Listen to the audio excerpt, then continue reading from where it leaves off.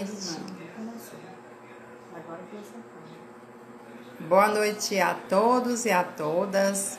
Como toda segunda-feira, às 19 horas, o Licitação Ágil está aqui, juntinho com você, nas segunda-feiras, fazendo live com você a respeito de qualquer tema primordial na nova lei de licitação.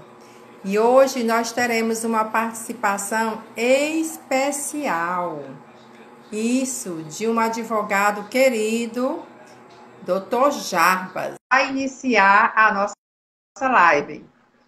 Seja bem-vindo, Dr. Jarbas.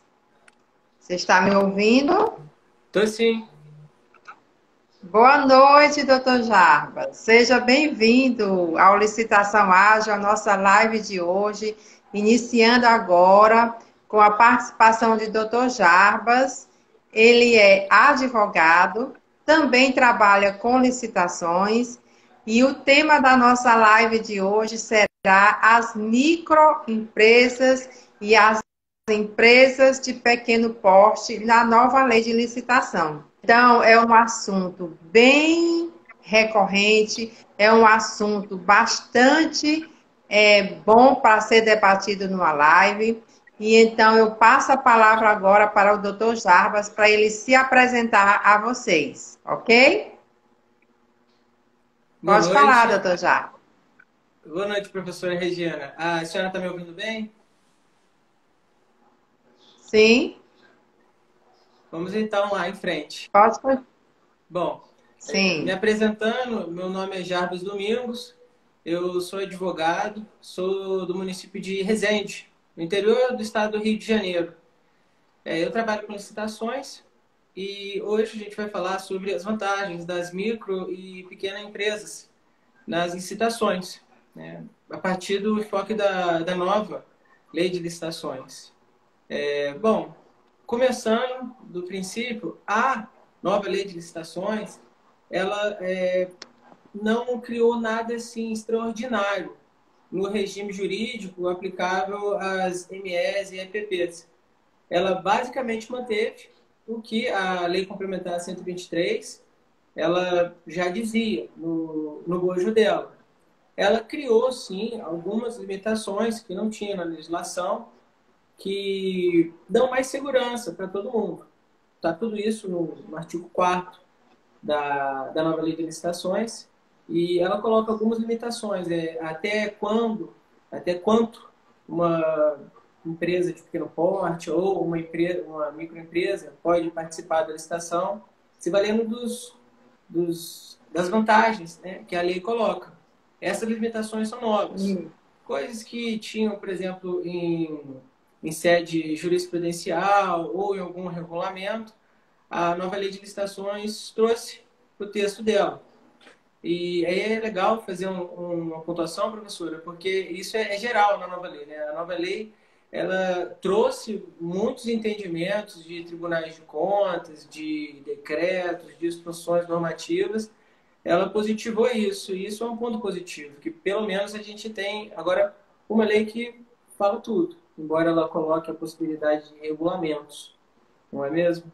Então, assim, o que eu posso falar da nova lei de licitações de relevante é que ela manteve totalmente o regime da 123 e criou algumas limitações, né?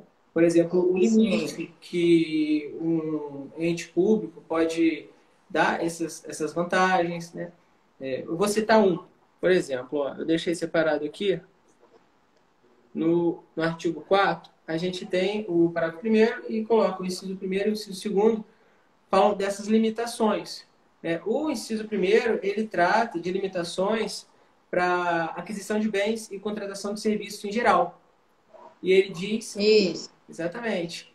E aí, no inciso 2º, ele trata de serviços e obras, né? Serviço de engenharia e obras. Então, ali, eles colocam a limitação de que eu me referia. O parágrafo 2º também é uma limitação e o parágrafo 3º também é outra limitação. Só que um falando sobre vigência do contrato, né? quando a gente vai fazer o cálculo para saber se uma empresa pode se valer daquelas vantagens, vai usar qual referência? Um contrato de serviço contínuo, né? Vai ser o período todo ou vai ser um ano só? Aqui na lei ele especifica direitinho, né? Qual é esse critério. Então a nova lei trouxe mais um complemento ao que já existia, professor. E foi um complemento positivo. Na minha opinião, foi positivo. Foi nada extraordinário, mas foi positivo. Uhum. Doutor Jarbas, nós sabemos que a nova lei, ela ainda não foi ainda praticamente implementada, mas eu descobri um edital recentemente onde ele tinha um erro grave, né, nesse edital, que eu achei na internet. Era uma chamada pública, né? E essa chamada pública continha lá nos parâmetros do edital a Lei 866 e também a nova Lei de Licitação, certo? Nós sabemos, pela leitura que a gente tem, pelo estudo que a gente tem das leis, tanto da 866 como da 14.133, que os editais eles precisam daqui para frente, né, escolher a lei a qual eles irão ser regidos, não é verdade? E aí então, com relação às MS, que são as microempresas, o que é que você acha, na sua opinião, como estudante da lei, como profissional advogado, o que é que você acha que a microempresa vai achar, vai achar da nova lei de licitação? Será que eles vão ter dificuldade? Porque aqui na nossa live, nós estamos falando para consultores de licitação, mas também, uma vez por outra, nós estaremos falando também para os fornecedores, que poderão ser até microempresas. E também todas as pessoas que trabalham com licitação precisam entender a lei para que possam trabalhar com ela, né? Então, na sua opinião, as MEs, como elas deveriam se comportar na nova lei de licitação? Bom, um ponto importante em relação à nova lei de licitações é que ela trouxe, como eu tinha falado, num dos parágrafos do artigo 4º, em específico o segundo, a obrigatoriedade da licitante apresentar uma declaração, né, uma autodeclaração, Sim. falando que ela, em suma, faz jus àqueles benefícios. E assim como as declarações que eram apresentadas até então, né, a declaração de enquadramento, né, que a gente conhece, essa é um pouco diferente. Sim. Essa fala que não foi extrapolado os limites de receita bruta máxima permitida para enquadramento como empresa de pequeno porte, para poder participar da licitação. Isso é um detalhe importantíssimo porque uma falsa declaração pode ensejar um crime, né? E a lei de licitação nova, ela trouxe um regime punitivo mais severo para os crimes relacionados a licitações. Ela tirou da Sim. legislação própria os crimes e acrescentou no Código Penal. Alguns crimes, Sim. ela aumentou a pena máxima, criou alguns outros crimes. Então, é bom o licitante ele ter muito cuidado com as declarações que ele vai fazer, porque ainda que ele se engane, apresente um documento equivocadamente, depois que apresentou, fica muito complicado para ele se explicar, né? E no processo, Sim. quem vê o processo, vê o papel, falar, ó, meu amigo, no papel está isso aqui. Como é que você vai falar agora que não é isso? Então, é um cuidado que tem que ter, porque o regime ficou mais endurecido com essa lei nova. Certo. Mas assim, na sua opinião, doutor Jarbas, porque, na verdade, o ME, ele tem um limite de capital inicial, não é isso? Ele tem um limite de capital inicial. Mas aí, quando a gente vai ler a lei de licitação, principalmente no artigo 4, né, ele demonstra, assim, mais ou menos que não houve muita mudança, como você já tinha falado no início da nossa live aqui, que não teve muita mudança. Mas com relação aos valores, por exemplo, nós sabemos que os pregões, de um modo geral, tanto o presencial como o eletrônico, eles são valores vultuosos, né? São valores altos. E aí a administração pública, quando ela vai contratar uma empresa, ela não pode impedir que a microempresa participe daquele edital, não é verdade? E aí o que acontece? Por esse impedimento de participação no edital, muitas vezes a ME, eu tenho percebido isso pela minha pouca prática na licitação, que as MEs elas estão em todos os editais, praticamente, elas participam da maioria dos editais, certo? E assim, na sua opinião, como estudante da lei de licitação, como advogado, então e sabedor da lei, você acha que isso vai influenciar, como é que eu quero lhe dizer? Vai extrapolar naquele limite que a microempresa teria que participar durante o ano na licitação? Então, não necessariamente. Vamos por parte. Para a gente poder dar uma resposta, Certo. a gente precisa saber de qual objeto a gente está tratando. Porque, por exemplo, se for um objeto divisível, né, uma compra, por mais que seja uma compra enorme, vamos pensar assim, numa compra de material para o expediente para o governo do estado todo, né? Vamos dizer que o Isso. determinado estado comprou, fez uma ata de registro de preço lá, fez um sistema de registro de preço, assinou um ato de material de expediente, comprou muito material de expediente. Esse valor, em tese, ultrapassaria muito, né, os limites de enquadramento de ME e EPP. Só que é um material divisível. Então, querendo ou não, tem a cota de 25% que deve ser garantida às micro e pequenas empresas. Então, você pode ter uma pequena empresa nessa licitação gigantesca também. Outra situação são os itens. Se você tem um edital com muitos itens, né, deixa eu ver, porque agora, viatura. Vamos pensar no edital de compra de viatura, né? Para a polícia, ou para uma guarda municipal, né? Ou mesmo. Porque ambulância os valores são muito altos. Vamos ficar viatura assim mesmo. Você tem muitos veículos. Cada veículo é um item. Agora, se você tem um item É ali. uma especificação diferente. Exatamente. Se você tem um item ali de menos até 80 mil reais, você tem aquele item que pode ser colocado com exclusividade para ME e EPP poder participar daquilo. Os itens acima, não. Aí é ampla concorrência, né? Então, você mesmo tendo um edital com valores significativos, as micro e pequena empresa, elas podem participar dele sim. Depende muito do objeto que a gente está tratando. É diferente se for um, uma rodovia, fazer uma rodovia extensa, né, um viaduto, Isso. uma construção de É. um prédio público. Realmente, aí são, até na própria natureza do objeto, uma EPP não daria conta, né, pela própria estrutura Não que daria conta. Certo. E no caso de uma dispensa de licitação, você acha que a ME e a EPP, você acha que elas dariam conta de qualquer item do edital a ser lançado pela administração pública? olha, não qualquer item.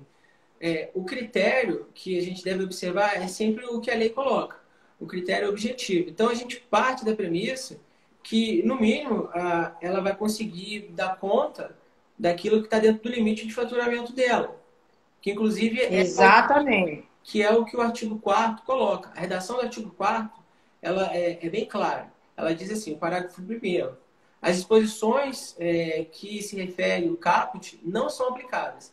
Aí começa daí. Não, a gente não aplica as vantagens de ME e EPP nesses dois casos. Aí vem o primeiro. Nos casos de licitação para aquisição de bens ou contratação de serviços em geral. Quando? Ao item cujo valor estimado for superior à receita bruta máxima admitida para fins de enquadramento como EPP. Traduzindo, numa licitação para compra e contratação de serviço, assim, que não sejam de engenharia, o marco que a gente vai ter que ver é o item, não o valor da licitação toda. Então, se aquele determinado item tiver um valor acima do limite de EPP, que são 4.800.000, aí não tem como Isso. aplicar. Aí não tem como aplicar. Então, você veja bem, um item numa licitação, só, uma licitação Não pode grande, chegar nesse valor, né? um item. Então, amplia muito a margem de participação de uma ME, de uma EPP. Porque um item valendo 4 milhões não é qualquer item. Aí é Então, complicado. É. Oi? Certo. Mas o que é que eu estava analisando? O que eu estava lendo também um pouquinho a lei, eu analisei que esse limite realmente, como você disse, ele não tem como a ME ou a EPP alcançar, porque não vai ter só um item mesmo com esse valor. Mas o que é que acontece? Se for somatizar, por exemplo, se uma ME certo? MX participar de 4, 5 licitações no ano, quando chega no final do ano, ela vai ter mais ou menos aproximado esse valor. E aí, o meu entendimento, eu não sei se você também entende como eu, ou se você tem alguma coisa a acrescentar, e fique à vontade para acrescentar, o que que acontece? Ultrapassando esse valor padrão que o artigo 4 diz, aí ela já torna-se impedida de participar de outras licitações, não é verdade? Na condição Porque, de... na verdade, Isso. Na condição de pode falar. ME-EPP.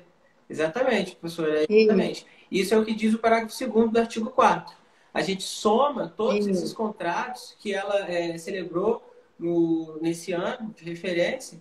Se chegar no limite, ela não pode gozar desses benefícios mais. Né? Aí eu entendo que ela pode exatamente. participar da licitação, mas sem gozar dos benefícios. Vai ampla concorrência. Exatamente. E isso a gente precisa deixar bem claro para quem está aqui ouvindo a gente, porque as pessoas que estão nos ouvindo, como eu havia falado para você, geralmente são consultores, são pessoas que nunca trabalharam com licitação, ou pessoas que pretendem trabalhar com licitação. Mas o que é que acontece, doutor Jorge? É que a Lei 866, doutor Jarbas, desculpa. A Lei 866, ela já trazia algumas interrogações com relação à ME e à EPP. E a nova lei, que ainda nem começou praticamente, também ela vai trazer algumas interrogações, alguns recursos, né? Porque essa socialização que a lei estipulou em poder participar qualquer empresa, como ME, como EPP, traz o quê? A ampla concorrência, né? Então, essa ampla concorrência vai beneficiar, no meu entender, a administração pública, porque ela vai possibilitar baixar os preços de mercado, não é verdade? Porque são vários tipos de empresas, várias denominações, certo? Empresas de pequeno porte, empresas de grande porte, cotando objetos para a administração pública com preços variados, né? Então, na sua opinião em si, para quem está me ouvindo aqui, a Sabrina, a doutora Letícia, a Ieda, que está nos ouvindo aqui, e os seus seguidores, você acha que tem como a ME e a EPP concorrer com o preço de uma empresa de grande porte? Cotar o preço semelhante a uma empresa de grande porte? Porque, assim, a gente tem que ver que o preço, né? Ele, quando ele está embutido vários itens, né, para a formação dos preços. Então, na sua opinião, assim, como prático, como praticante mesmo da lei, você acha o que sobre essa questão? Olha, uma saída, né, que a gente poderia orientar o licitante é o seguinte sentido: ele não se declarar na licitação ME ou EPP, porque ele não se declarando, ele participaria como qualquer outra, né?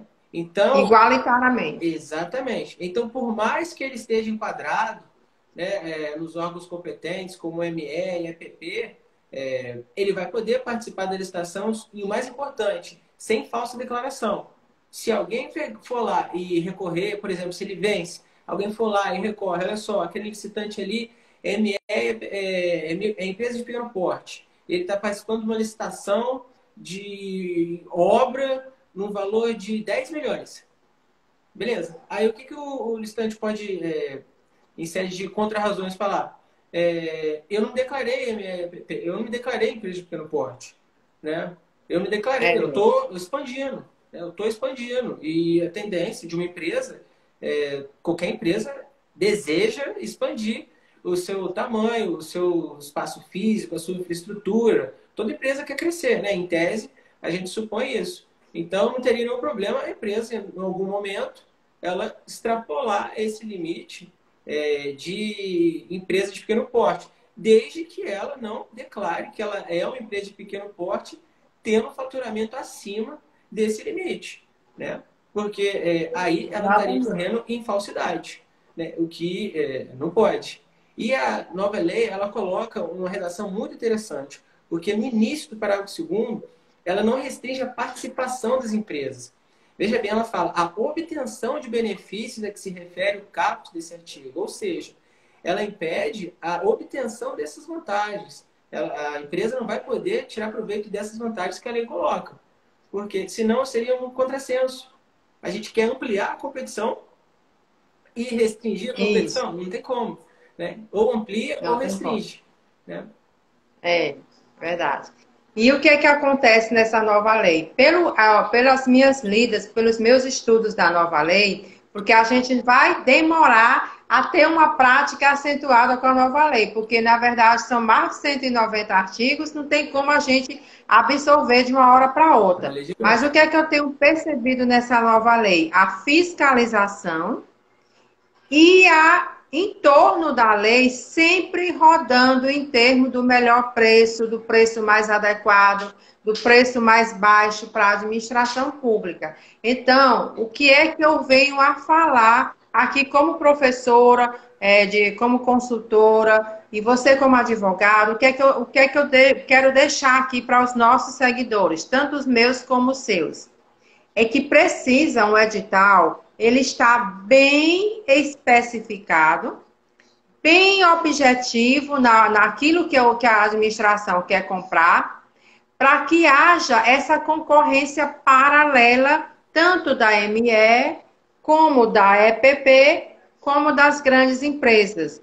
Porque se o objeto estiver bem especificado, não vai ter problema aos três níveis de empresa participar do processo licitatório, porque vai estar numa forma igualitária, né? A especificação vai estar acessível para quem tiver aquele preço adequado para colocar no lance. Lembrando que, na verdade, o que é que aconteceu? Muitas vezes ocorreu, porque eu também fui pregoeira, né? Muitas vezes ocorreu também que algumas empresas, não, não necessariamente ME ou EPP, às vezes elas cotam os itens, elas dão lances, aqueles lances são aceitos pela administração pública como menores lances, menores preços, mas na hora de entregar o objeto, ocorre problema, né? Já aconteceu isso? Você já ouviu falar sobre isso, doutor? Sim, isso é comum. Infelizmente, isso é comum É, e uma das grandes causas é a má especificação do objeto. O objeto é a parte principal da licitação, porque é o coração da licitação. Quais são os objetos? Ou é uma compra, ou é um serviço, ou é um serviço de engenharia, ou é uma obra. Não muda, os objetos são sempre os mesmos. Então, quanto melhor se especifica o objeto, menos dor de cabeça a administração pública vai ter lá na frente. Então, a lei trouxe coisas boas, trouxe boas práticas que a administração pública federal já tinha, como o estudo técnico preliminar, né, esse cuidado todo com a parte de planejamento, porque é ali que nasce a licitação. Né? Primeiro a gente tem que entender é. o que eu quero, eu administração, o que eu quero? Eu quero comprar um celular, porque eu preciso do celular naquele setor, porque precisa de velocidade, precisa como que eu posso dizer, de flexibilidade para poder os servidores se comunicarem e tudo mais. Ok, mas existe uma gama infinita de celulares hoje. Né? Assim como o celular tem uma gama, muitos outros serviços, muitos outros bens têm uma gama específica. Então, se eu não especifico direito o celular, eu posso dar a ocasião de comprar qualquer celular, né? E isso é problemático, porque aí você vai imputa ao licitante que venceu, que cumpriu o que estava no edital, falou, olha só, o edital estava isso aqui, eu entreguei isso aqui. Agora você quer que eu entregue outra coisa? Né? Fica complicado também. Então, a especificação do objeto é muito importante. Não pode ter pressa para lançar um edital. Às vezes, na administração pública, a gente tem um pouco de pressa. Né? Eu também trabalho na administração pública. Então, a gente tem que, às vezes, frear um pouco. Porque, às vezes, os gestores têm muita pressa para lançar alguma coisa e tal. Opa, vamos com calma, vamos sentar. É um objeto complexo? Vamos reunir uma comissão, né, de vários setores, e aí vamos elaborar o termo de referência com tranquilidade, com calma. Que não quer dizer elaborar devagar, né? Elaborar com calma não é sinônimo de elaborar devagar. Então, assim como fazer as coisas com pressa, não quer dizer que foi eficiente. São detalhes assim que vão gerar um impacto muito significativo lá na frente. Então, você tem um objeto explicado tintim por tintim, ainda que tenha alguma dúvida, o licitante, quando pegar o edital, ele não vai nem impugnar, porque está explicado. O máximo que ele vai fazer é apresentar um pedido de esclarecimento para tirar uma dúvida, né? E aquilo lá ajudar até a própria administração a construir um futuro edital daquele mesmo Exatamente. E tudo mais. Porque, na verdade, o pedido de esclarecimento, ele é diferente do recurso, né? Então, você pedir o esclarecimento, para mim, é essencial, porque evita muitas coisas no futuro que possam estar erradas, né? No transcorrer da licitação. E aí, o que é que eu tenho observado também, doutor Jarbas, é que agora, com essa nova lei de licitação, eles vão dar prioridade ao pregão, né? E o pregão eletrônico, né, tem ocorrido muito agora na pandemia, né, por conta da pandemia. É uma prática que não é toda pessoa que trabalha com licitação que tem aquela prática de participar de um pregão eletrônico, né? E aí, como eu sou professora, eu já vi muitos alunos meus falarem que o pregoeiro, na hora da sessão, some, que o pregoeiro não responde aos esclarecimentos, que o pregoeiro, às vezes, tem dificuldade de responder o recurso, coisas que dificultam até para quem está começando a trabalhar com licitação. E aí, o que acontece? A gente tem observado também que a pessoa, quando ela vai começar a trabalhar com licitação, ela precisa entender algumas técnicas, né, de andamento do pregão. Dentre elas, é aprender a mexer com esse sistema de pregão, porque também não é fácil, também não é para qualquer pessoa, qualquer consultor. Por exemplo, um dono de uma AME, o dono de uma EPP, talvez ele não tenha essa habilidade para estar lá na hora do pregão eletrônico. O que é que você acha a respeito disso? A tecnologia, né, é um caminho sem volta. E para a administração pública, isso é cada vez uma certeza maior. A administração pública, de modo geral, entendeu que é uma boa prática a licitação eletrônica, né? Ela inibe muitas condutas que são problemáticas para a administração. Aquela conversinha antes no corredor da sala da sessão, né? Aquela conversinha de os licitantes no pátio. Esse tipo de evento que a gente que trabalha, infelizmente, está acostumado a ver e tudo mais, o pregão eletrônico ele acaba com isso, né? Então, ele ou dificulta muito, sem falar que ele rompe barreiras geográficas. Então, você pode pegar, por exemplo, uma licitação hoje, aqui em Resende. Se fosse um pregão presencial, você teria, vamos chutar assim, 10 participantes para determinado item, para determinado objeto. Exatamente. Se eu faço um pregão eletrônico, eu amplio isso. A tendência, quando a gente amplia, é conseguir melhores preços, né? Ou, se não conseguir melhores preços, forçar o pessoal daqui a apresentar um melhor preço.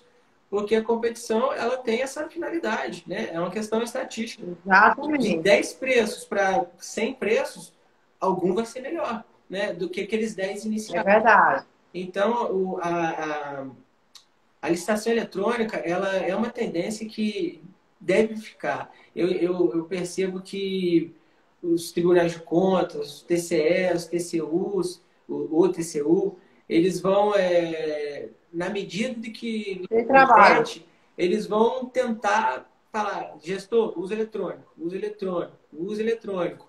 Mas eles também têm que entender que tem municípios que não têm a menor condição de ter um pregão eletrônico.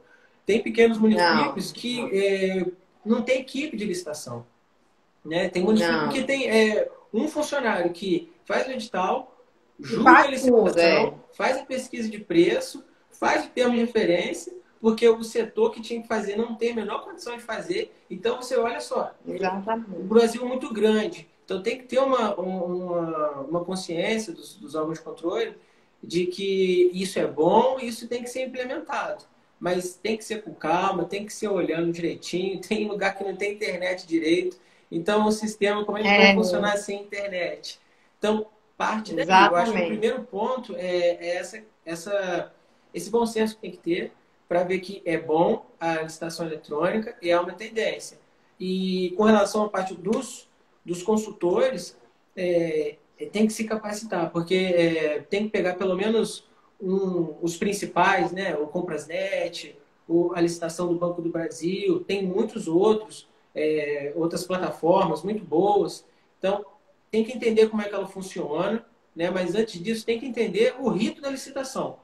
Porque o sistema, ele só vai pegar o que está na lei e colocar ali. Então, o rito da licitação tem que estar na cabeça certinho, porque senão acontece loucura. Então, às vezes, por ignorância, não é nem por maldade ou por confusão na hora, um pregoeiro pode abrir um prazo para recurso fora da hora, né? E aí isso passa batido. Escreve lá no sisteminha, olha só, pregoeiro, essa não é hora de abrir recurso, não. Né? Não é hora de abrir o envelope assim, assim, não. Por quê? Se passar, depois vão falar, ó, no sistema estava tudo certinho, ninguém questionou e tudo mais. E se é no sistema, o edital fala, todas Aí as não tem como conversas têm que ser fazer, no não tem. sistema. Coloca no É sistema qualquer verdade. problema, porque depois não adianta chorar. Né? Tem que seguir a regra. Exatamente. Né? Não, a gente tem que ter cuidado com a regra, para ela não estar equivocada, mas não pode deixar de seguir ela de jeito nenhum, porque senão gera transtorno. Exatamente. E tem que procurar entender o funcionamento dos sistemas, isso é fundamental, porque eles É vieram para ficar. fundamental. Exatamente. E principalmente agora na nova lei, o que que acontece? O planejamento é como você mesmo falou, os tribunais, tanto de conta do Estado como da União, eles vão ter que trabalhar dobrado com essa nova lei, né? Por conta da fiscalização, do planejamento, da governança, né? Que a nova lei proporciona. E a outra coisa que também eu vejo dificuldades também é que o ME e o EPP, que é o dono da empresa mesmo, ele precisa, ao mesmo tempo, para ele participar de um pregão eletrônico, ele vai ter que ser o faz de tudo, ou se ele tiver condições, de contratar uma pessoa específica para cuidar daquela licitação. Porque quando a gente vai analisar o edital lá na fase preparatória, lá na fase de documentos, a gente percebe o quê? A gente percebe que a exigência da documentação é muito grande. Muitas e muitas vezes, o fornecedor, ou o ME, ou o EPP, ele não tem nem entendimento daquela quantidade de documentação. E aí uma dúvida que eu vejo muitos MS falarem, eu não sei se você já ouviu falar sobre isso, que eu vou lançar aqui agora, é a dúvida com relação ao balanço patrimonial, certo? Muitas MEs e muitas EPPs, elas acham que não deve apresentar o balanço patrimonial lá na hora da entrega da documentação. Na sua opinião, você acha o que sobre isso, doutor Jarvis? Olha, a questão do balanço, a gente precisa ver qual é o regulamento das vantagens de ME e EPP do ente que está fazendo essa licitação. né? Porque a gente tem a Lei Complementar 123. A gente tem também o regulamento dela na esfera federal, que é um decreto. Mas todos os entes podem regulamentar ela, né? Não há nenhum problema, por exemplo, de o Estado de São Paulo ter um decreto diferente daquele decreto da União. Por quê? Porque Exatamente. isso está dentro da esfera de autonomia dele. Né? Eles vão regulamentar conforme eles entendem pertinente naquele lugar. Então, o primeiro ponto, a gente precisa ver isso. A lei complementar, ela não fala dessa questão do balanço. O que fala do balanço é o decreto dessa lei. Né? Eu já tive a ocasião de enfrentar isso no trabalho, um tempo atrás, e no decreto fala, né? Eu vou abrir aqui, eu tenho um decreto aberto aqui, Pode abrir. eu vou trazer direitinho aqui a questão do balanço, porque ele traz quando Hum. é dispensável a exigência do balanço. Isso é interessante para quem está nos assistindo agora, porque é uma dúvida recorrente, Sim. né? Essa dúvida ela é comum tanto para os MS como para os EPPs. Não é Então, verdade, doutora Letícia?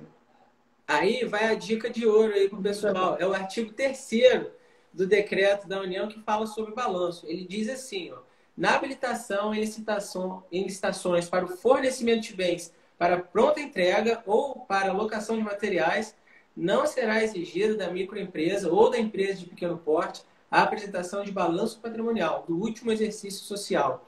Ou seja, é serviço, Exatamente. tem que apresentar balanço, né? É verdade.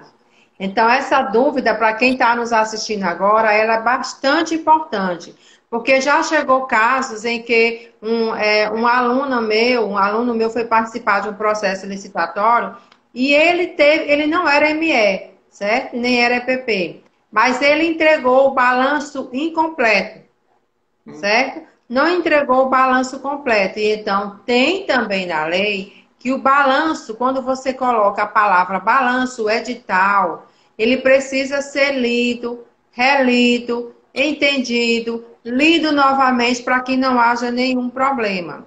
Então, se o edital está pedindo balanço, é para entregar o balanço, Yeah. né? Porque, na verdade, aquilo que não está contido no edital é o que você não deve entregar. Mas aquilo que tem no edital é obrigação do fornecedor e do consultor entregar na hora da habilitação.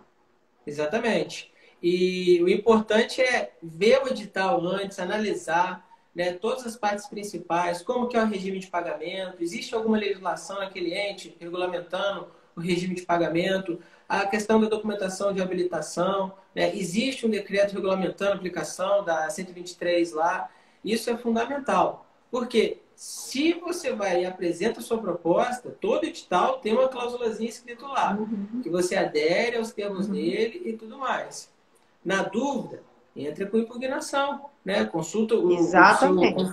pergunta para o seu consultor, pergunta para o seu advogado, né? Pergunta, sei lá, algum funcionário mais antigo, algum colega que já participou de outras licitações. Olha só, meu amigo, estou com uma dúvida assim, assim, assado. Isso aí tá certo? Aí o outro pode falar, olha, eu acho que você tem um motivo aí para impugnar. Impugna. Às vezes passou batido isso. Às vezes até uma ligação para a equipe de licitação, olha só, esse edital tá com um viciozinho aqui. Vocês não querem arrumar isso e eu não ter que entrar com a impugnação, né? E aí ajudar a administração a resolver isso da melhor forma A possível. resolver aquele problema. Exatamente. Nós temos uma pergunta, nós temos uma pergunta aqui, doutor Jarbas, da Rita. Ela faz a seguinte pergunta: mas se o edital exigir, se sobrepõe à lei? Não, Se exigir alguma coisa?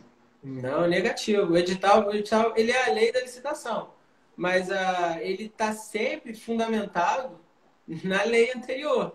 Então, se o edital exigir alguma coisa que a lei não coloca, é impugnação. Né? É impugnação. Não tem a menor dúvida e o menor receio de apresentar uma impugnação. Apresenta no prazo, porque se depois Exatamente. passar esse prazo, o julgador, se você trouxer esse argumento, por exemplo, uma série de recursos, o que o jogador vai falar? Já passou a hora para questionar edital. Agora a gente está falando do julgamento. Exatamente. Né? E pode até parecer esquisito, mas é um erro que estava lá atrás e vai continuar assim errado. O jogador pode pegar e falar, olha só, ninguém questionou.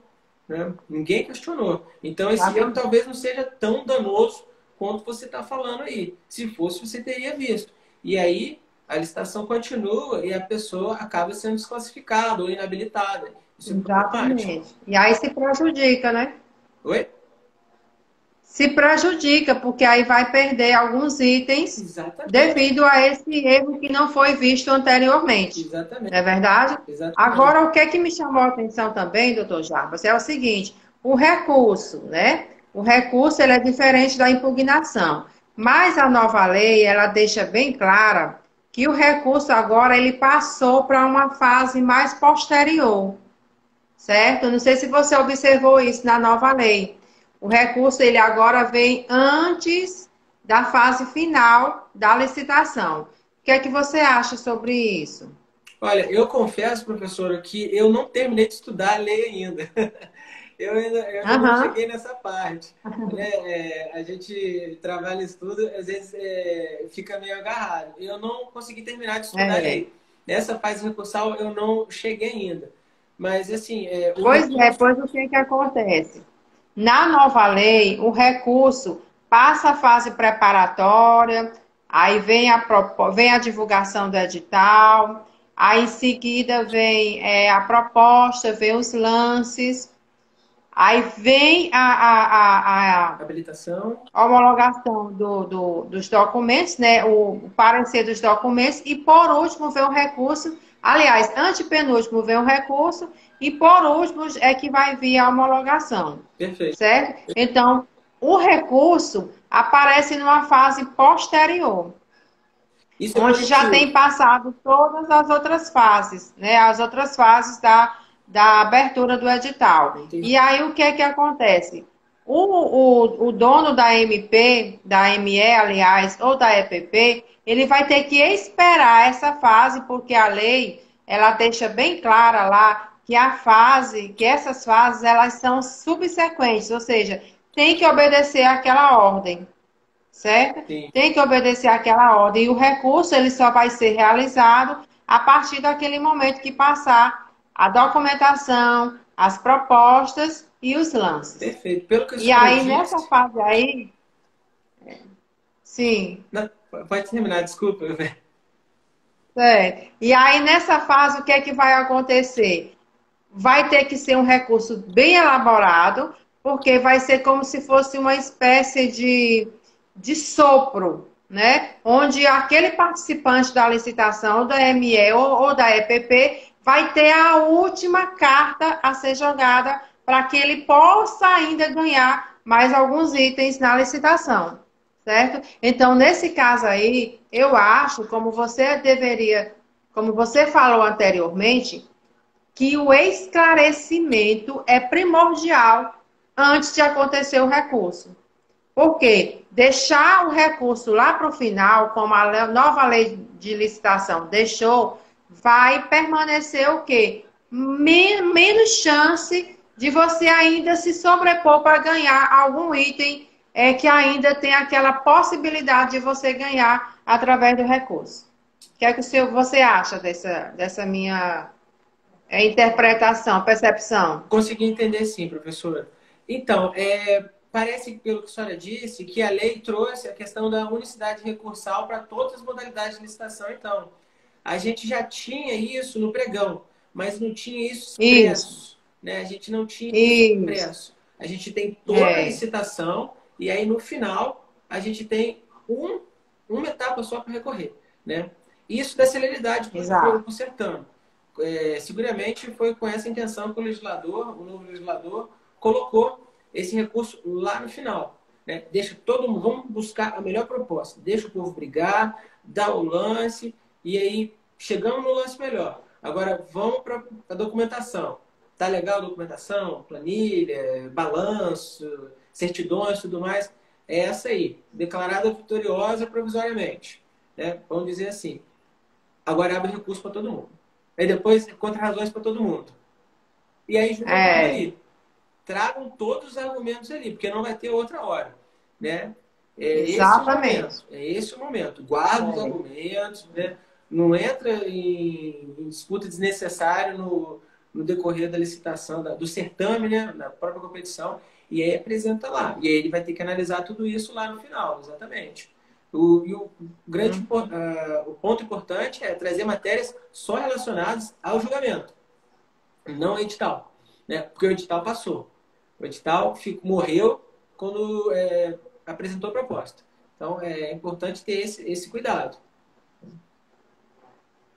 Exatamente. E outra coisa também, doutor Jarbas, que eu tenho percebido é que esse recurso é como se fosse a última cartada, a última chance, né? Uhum. Que o licitante, na verdade, ele vai ter com a administração pública. E se ele não for bem elaborado, né, bem contextualizado na lei, ele ainda corre o risco de não ganhar aquele suposto item ao qual aquele suposto recurso que ele estaria lutando para possivelmente ganhar algum item a mais, né? Então, o que venho a enfatizar que o preparo, a capacitação e o estudo diário, porque nós que estudamos a lei, como eu, professor, e você como advogado, a gente não tem condições de entender a nova lei completa, porque isso é uma questão de prática, né? Uma questão de dia a dia. É uma questão que você vai aprendendo ali na prática, ensinando, falando, discutindo com as pessoas, para que você possa ter um entendimento melhor, né? Porque a lei de licitação ela é muito subjetiva, né? E aí, se você tiver um recurso que ele não seja bem objetivo, exatamente o contrário como a lei tem se apresentado, você corre o risco de receber um recurso negado. E aí a chance de você aumentar a quantidade de lances para que você possa vir a ganhar vai diminuir. Não é verdade? O que é que você acha? Exatamente. É fundamental ter paciência agora, porque a gente não tem nem jurisprudência da nova lei. Né? Essa jurisprudência vai começar a ser construída, na melhor das hipóteses, a partir de 2023, quando ela for obrigatória para todo mundo. E isso se não sair uma lei lá em Exatamente. 2023 esticando esse prazo aí, que isso pode acontecer. A gente não deve se fechar essa possibilidade. Outras leis no passado que definiram um prazo máximo para entrar em vigência, tiveram um prazo estendido por tempo, porque viram que o Brasil não conseguiu se adaptar. Então, existe essa possibilidade. Então, a gente precisa ter paciência para ver como que vai ficar a jurisprudência, como que vai ficar a prática administrativa na aplicação dessa legislação. E outra, o licitante, ele tem que conhecer o objeto dele, o objeto social dele, o objeto que ele quer entregar para a administração. Isso é indispensável, porque o consultor, o advogado, ele, por exemplo, não vai entender de um serviço de terceirização de limpeza predial, né? Ele vai entender. Quem vai entender direitinho isso é o dono da empresa, né? É o administrador da empresa, né? Então, ele vai conseguir notar no edital algum detalhe técnico relacionado ao objeto da empresa. O consultor, o advogado, ele vai ver alguma nuance de ordem jurídica, de ordem legal, né? De ordem do procedimento, essas coisas todas.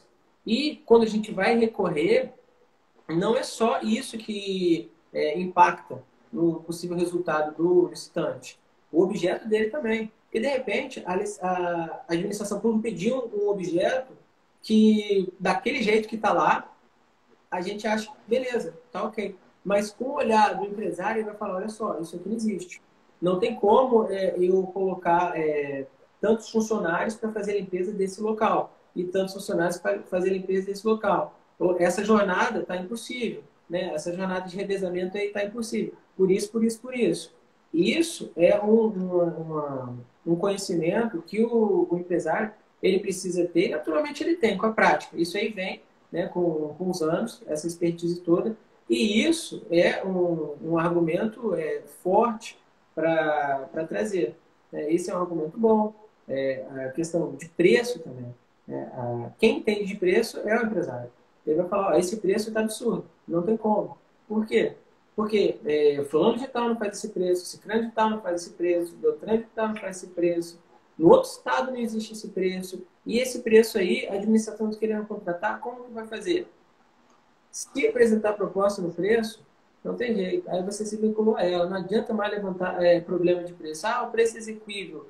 Preço exequível na fase de recurso é muito específico. Tem que ser algo muito objetivo. Como a senhora disse, se for subjetivo, não tem jeito. Como é que eu vou provar que aquele preço é inexequível? Se o cara apresenta depois a planilha dele, toda direitinha, a composição de custo dele lá, tudo lá, o cara desce o lucro. Às vezes a pessoa tem fornecedores, parceiros que fazem um preço diferenciado, a pessoa executa.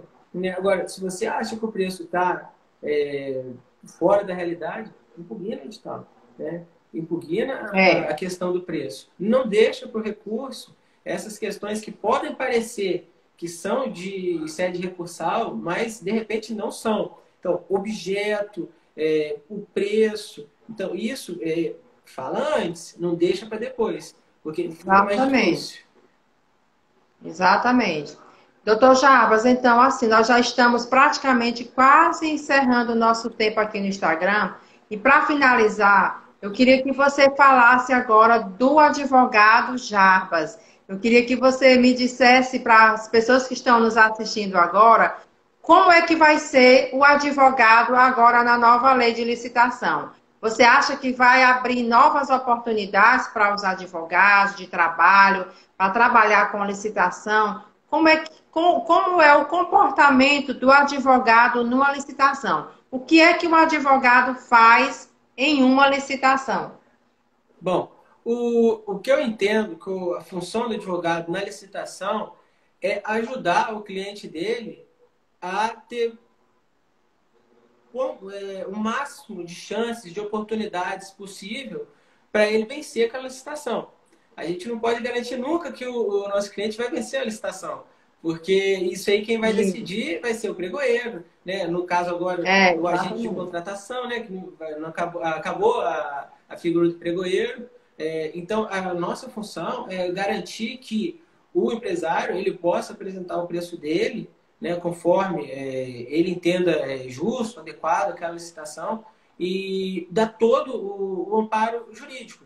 Por exemplo, um empresário, um licitante que tem um advogado que está ali para assessorar ele, participar da licitação, para fazer a consultoria prévia e tudo mais, ele não pode ser desclassificado. Ele não pode ser inabilitado. Ele vai perder no preço. Não tem cabimento um licitante que tem um amparo jurídico de um escritório, ou de um advogado, ou de um consultor, ele perder pela regra. Não pode. Ele vai perder por quê? Se o preço dele não alcançar o preço de outro. Aí ele perdeu por quê? Ele perdeu para o mercado. Ele não perdeu por quê? Né? Ele perdeu para o mercado, porque teve um outro competidor que apresentou um preço melhor que o dele. E isso é natural. Agora, ele não pode ser desclassificado. A senhora veja, a pessoa que tem um advogado, ele tem que cuidar para que a proposta do cliente dele esteja perfeita, né? Ou não apresenta a proposta. Ó, não deu tempo de fazer a planilha, o meu contador se enrolou, né? Não deu para fazer... Então, vamos deixar essa licitação. Não, mas eu quero participar. Você quer participar? Vai dar problema, né? Deixa isso bem claro, porque o advogado ele tem que ser honesto com o cliente, falar, ó, essa licitação, conhecer, né, a empresa, falar, olha só, essa licitação parece adequada para o senhor, essa licitação não parece, mas quem vai escolher vai ser o cliente. Então, a análise de riscos prévio, né, a participação é indispensável. Então, com essa nova lei, é bom que os advogados vejam uma oportunidade fora do meio assim forense, né? Porque a gente é formado para tribunal, para fórum, para entrar com ação, né? Todas essas coisas. E existe um mundo extrajudicial, né? Existe um universo extrajudicial gigantesco, né? Não só em licitação. Em licitação, que é o nosso caso, né? O advogado, ele pode apresentar impugnações, fazer pedido de esclarecimento, fazer essa análise de riscos, né? De riscos potenciais, né? De impactos para o cliente e toda essa preparação, preparar os documentos dele, correr atrás de certidão, de regularidade fiscal, às vezes tem algum problema tributário, corre atrás, entra com um pedido Que o advogado vai ter essa facilidade, né? Exatamente. E vai participar da licitação sem ter que entrar na justiça, né? O advogado Exatamente. ele pode representar a empresa, né? O advogado ele não precisa ficar só naquele pedestal. Não, eu sou o jurídico. Quem vai participar vai ser o representante. Não, se o cliente quiser olha só, eu estou sem alguém para me representar na licitação, eu estou agarrado. O advogado se coloca e fala só, eu participo. Só que para isso o advogado precisa dominar o sistema, ele precisa dominar o Comprasnet, ele precisa dominar o Licitações E do Banco do Brasil. Tudo isso ele precisa estar com o rito na ponta da língua, na cabeça, né? Do início ao fim. É verdade. Né? Os detalhes todos ele precisa saber. Né? Porque ele está ali para ajudar o empresário a vencer. Né? Pode ser que ele não vença, mas você esgotou todos os meios. Então, você tem todas essas medidas que a gente conversou hoje. Pedido de esclarecimento, impugnação, recurso, né? De chegar, né, eventualmente, à necessidade de fazer uma representação no Tribunal de Contas, porque, infelizmente, às vezes a gente se depara com algumas irregularidades que as pessoas na administração pública, como outra, entendem que não está irregular, e você entende que está regular. Então, você vai apresentar o recurso, a pessoa fala, não, está certo. E aquilo está patente, que está irregular. Aí você coloca, né? Vai querer entrar com representação no Tribunal de Contas? Funciona. Né? O Tribunal de Contas, às vezes, é até rápido para suspender uma licitação, mas é algo mais, como eu posso dizer, mais desgastante. Né? E ninguém quer ter desgaste. Verdade. Né? O interessante é o diálogo, né, do particular com a administração pública para entregar um melhor serviço. Muito importante as suas considerações. Muito importante, doutor Jarbas, as suas considerações. Importantíssima para quem está nos assistindo. Infelizmente, nós vamos ter que encerrar nossa live, porque o Instagram só está me dando agora, daqui a pouco, uns 3 minutos ou mais, um pouquinho. Eu queria agradecer imensamente a quem esteve aqui conosco até agora, quem passou rapidinho, quem entrou, e aos que perderam, eu vou deixar gravada no IGTV essa live. É verdade, doutora Letícia, nós temos que ter muitas oportunidades para quem se capacita e faz cursos práticos, muito bem. E o doutor Jarbas também trabalha com licitações, com contratos, é especialista em contratos, então sigam o Instagram dele, que é bem prático, bem objetivo, ligado diretamente a uma pessoa que entende da lei. Eu queria agradecer, doutor Jarbas, a sua participação, desejar uma boa noite a quem nos assistiu, a doutora Clarice, advogada, que também está de aniversário hoje, parabéns para ela, advogada de Minas Gerais. Então, eu gostaria de agradecer imensamente a todos que estiveram aqui. E eu passo a palavra para o doutor Jarbas para se despedir de todos os que estiveram aqui conosco. Bom, primeiramente eu quero agradecer, né, a oportunidade que a senhora teve da gente ter essa conversa bacana no início da semana, para já começar bem estimulado, para a gente poder tocar a semana. Muito obrigado, professora, pela conversa, pela oportunidade. Né? Muito obrigado a presença de todos. Espero ter sido útil, né? Ter sido claro, objetivo. Sempre com certeza para todo mundo. E vamos em frente. Vamos em frente, tentar fazer esse mundo da licitação ter cada vez mais pessoas participando, porque o resultado é um melhor serviço público para a população sempre. Né? A gente não pode perder isso. Né? A finalidade da licitação é entregar um serviço público de qualidade. Muito boa colocação, muito bem. Tenha uma boa noite, doutor Jarbas. Uma boa noite, Rita e Clarice. Muito obrigada pela participação de vocês. Muito obrigada, doutora Letícia, doutora Clarice. Alex, muito obrigada, Alex, pela sua participação. Tenham todos uma excelente noite. Boa noite, tchau, tchau, doutor Jarbas. Foi um prazer. Tchau, tchau. Prazer.